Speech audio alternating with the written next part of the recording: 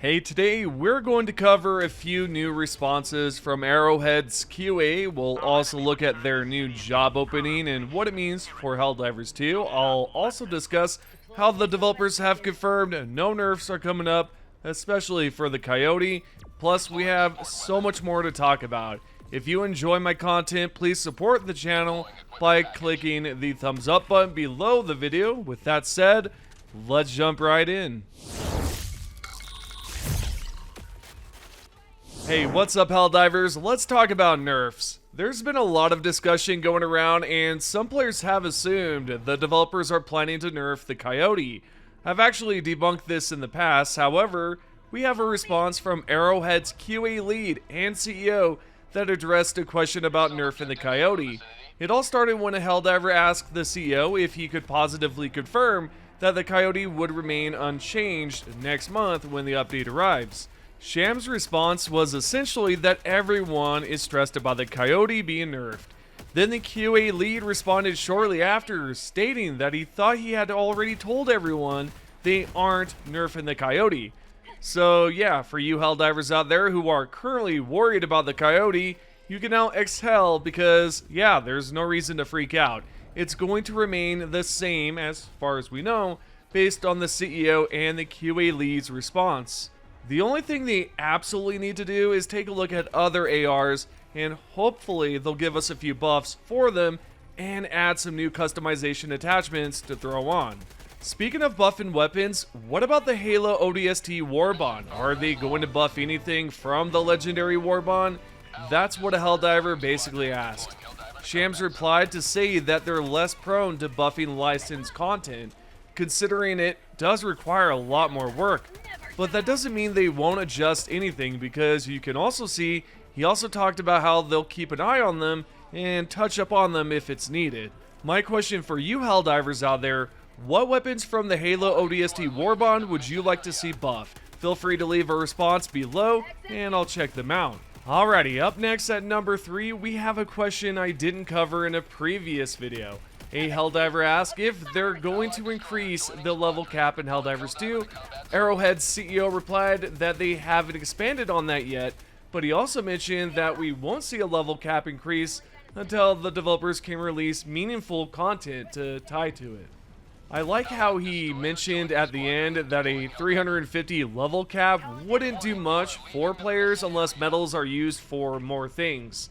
I like that a lot because it might hint that they're trying to figure out a way for us to use our medals not only on Warbonds but for other things as well.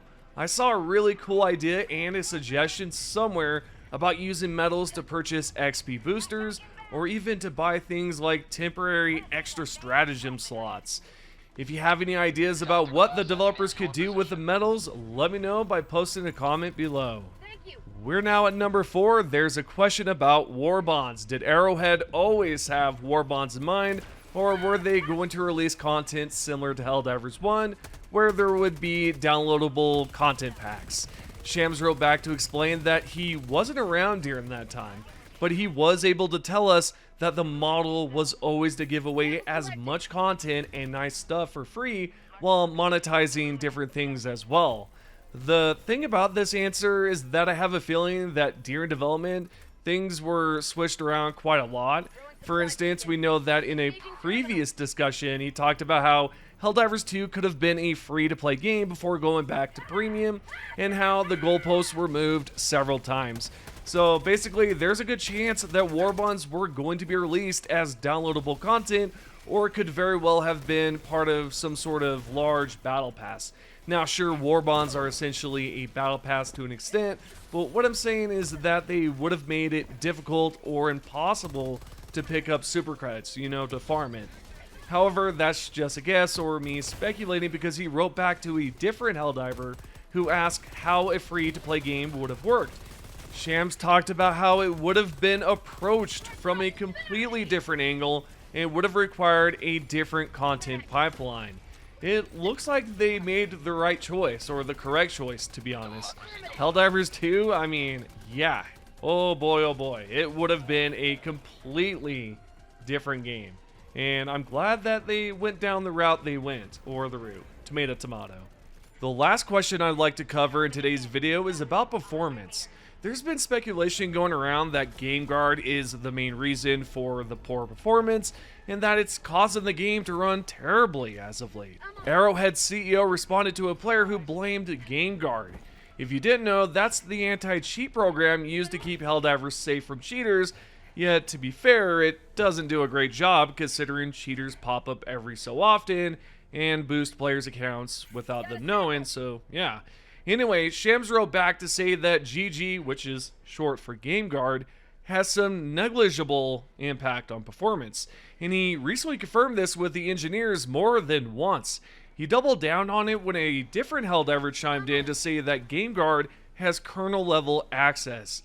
Shams' final response to the situation was that he checked with the tech directors, who confirmed it has an insignificant impact on performance. In another response, he said that GameGuard is not the culprit. However, they are trying to find the main reason why Helldivers 2 runs terribly. Okay, as always, we're going to move along and cover an interesting megacity name that has a meaning behind it. If you didn't notice, there was a megacity on Alamak called Filibuster. The definition of filibuster is basically when a person speaks slowly in a speech to use up time so that a vote cannot be taken and a law cannot be passed. Surprisingly, that's what the megacity was named after.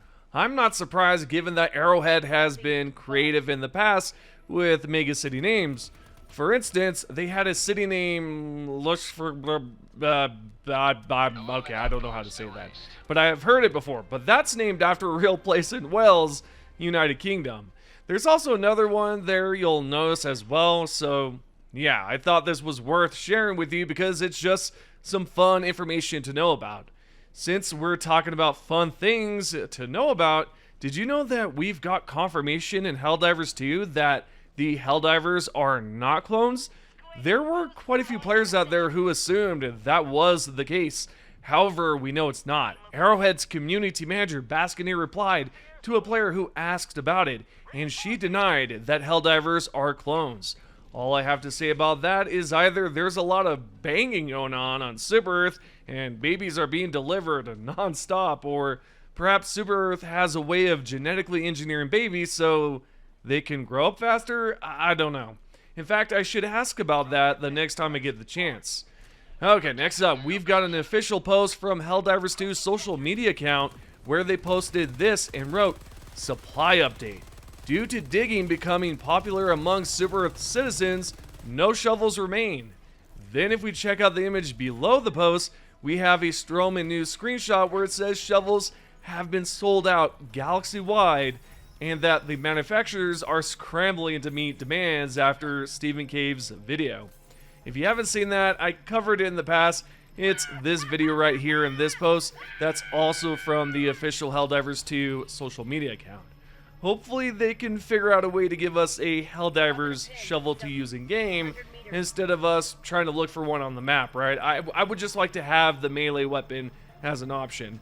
I know that's been a highly requested melee weapon, and I certainly want to see it. On top of that, I'd like to see the developers implement a melee slot that everyone has been suggesting as well. It's a great idea. Continuing along with the news, we've got word that Arrowhead is looking for a senior gameplay programmer.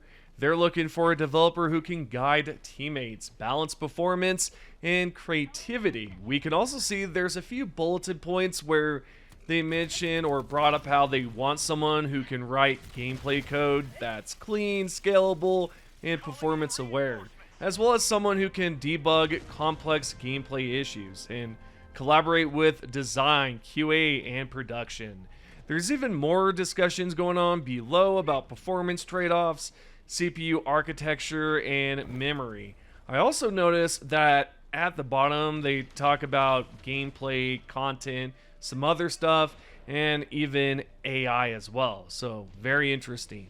Overall, it's again an interesting job application. It looks like they're looking for a developer who can pretty much do it all and someone who can help with optimization or basically help ensure the game can run smoothly.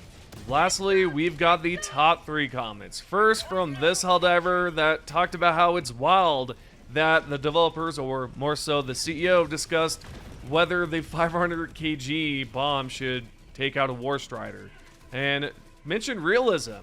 I don't know. It's interesting. We actually have a similar question here by I'm a Popo 2924 that talked about it as well. Lastly, we've got the third and final top comment, which is by Operator Kowalski 2. Even though this would have been the second top comment, I just threw in the other one as a reference. Regardless, you talked about how new content is cool, but why would you want to implement something new when it's just going to break the game more? And I totally agree with you. I'm sure they have a separate team working on different things. They've done it in the past, right? They've had someone focus on bugs and all that, and there's like probably some sort of small team working on content. So there you have it. Those are the top 3 comments. If you have enjoyed today's video, as always, give this video a thumbs up or tap the like button.